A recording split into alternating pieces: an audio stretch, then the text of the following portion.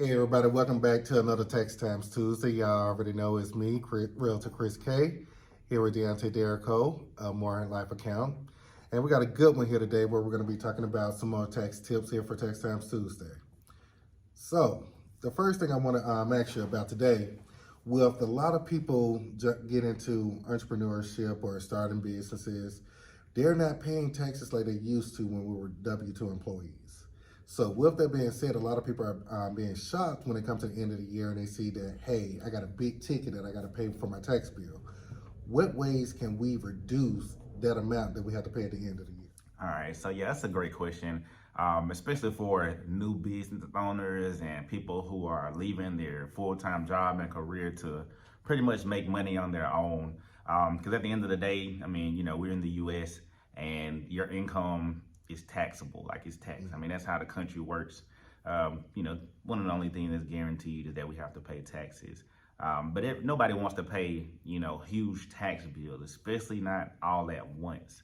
So I mean, a good way to do that is to implement effective tax savings and tax planning strategies. And you could do that by working with your accountant or whoever does your taxes to kind of help you take advantage of that. Some things that you can do, which is a lot of people like to defer their income, meaning that there may be money that you make this year that it would be better if you didn't pay taxes on it now. One popular way to do that and very beneficial way to do that would be to contribute to a 401k, even if you're self-employed. I know a lot of people, you're used to doing that when you have a job and they're matching, but even if you're self-employed, that's important. It's important so that you can build up, a retirement for when you get ready to stop working, or if you just simply use it as a savings emergency fund. But it's always important to have that money put back.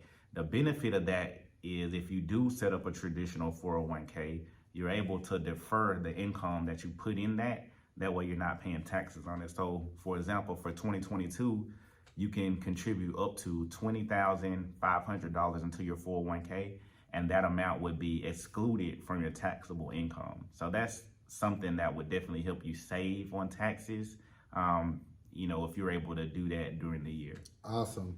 Well, I definitely like that tip, and I think a lot of people are going to appreciate the fact of knowing that they will be able to set up a 401k, even though they're not at the standard job where they have an employer that actually does it for them, but they can actually do that on their own. So I know that's going to definitely help a lot of people.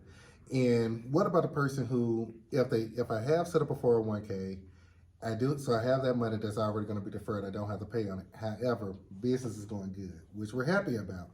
However, I still don't want to pay all of the money at the end of the year that I know I'm going to have to pay.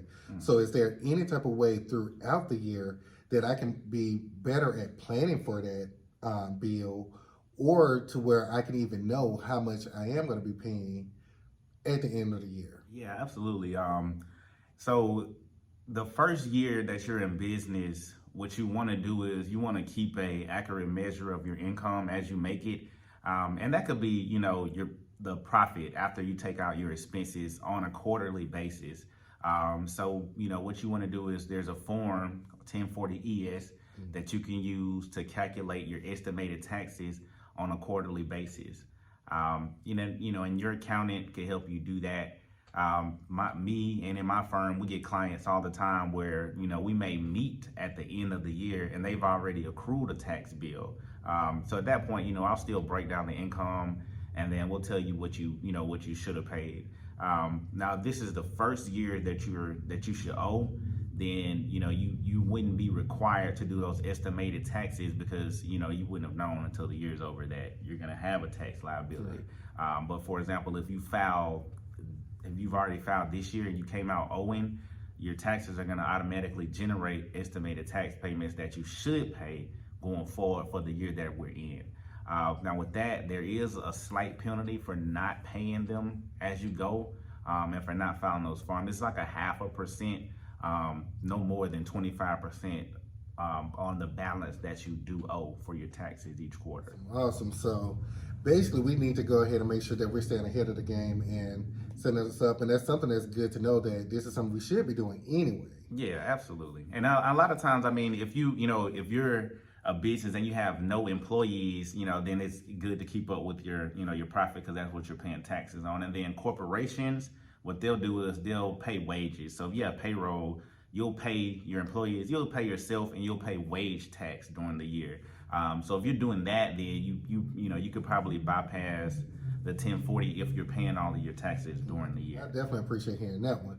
And now let's get to the person who, during the year, I did not set up the plan to where I was paying my taxes all year now. So now I'm at the end of the year. I just now reached out to you.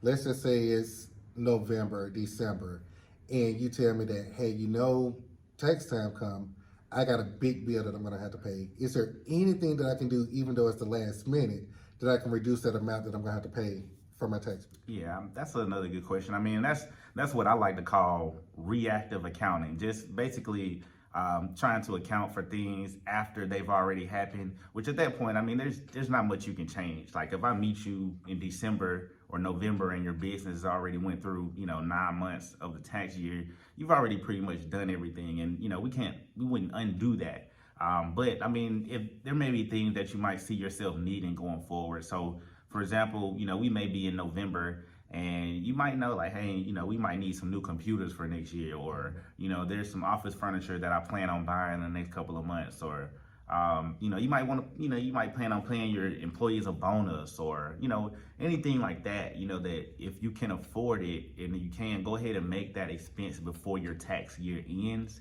That way you can write that off as well, in addition to, what's already been written off. So, it could be anything, like I said, computers, assets, even wages. If there's something that you can expense at the end of the year, it would be, you could go ahead and do that to lower your taxes. So that seems that that's a lot of good information that we have here that we can actually prepare ourselves for. And guys, even now, start getting ready for the next tax season by making sure that we're doing those things as far as, hey, if you don't have one, send up the 401k so that we can go ahead and at least that money we don't have to pay taxes on. Oh, yeah. Also, making sure that we're getting with somebody like a professional accountant that will be able to work with us to where quarterly we can go ahead and pay on those monies that we know we're gonna owe during tax season. And that's something that we need to do anyway to make sure that we avoid any penalties, because once again, now you're increasing your tax bill unnecessarily. We always want to be, proactive when it comes to your business, when it comes to your money. So it's always better to try to take care of these things and address them before they start. So, if you have accounting or, whoever does your taxes, these are things that you should discuss, at the beginning of the tax year. That way you're not coming up with huge tax bills. And if you are, it might be a good idea to possibly switch the person that you're dealing with if that's something that you may need. Because obviously as you start to make more money, you're going to inevitably owe more taxes. So it's good to have someone who kind of knows what's going on to help you out and help you save pretty much.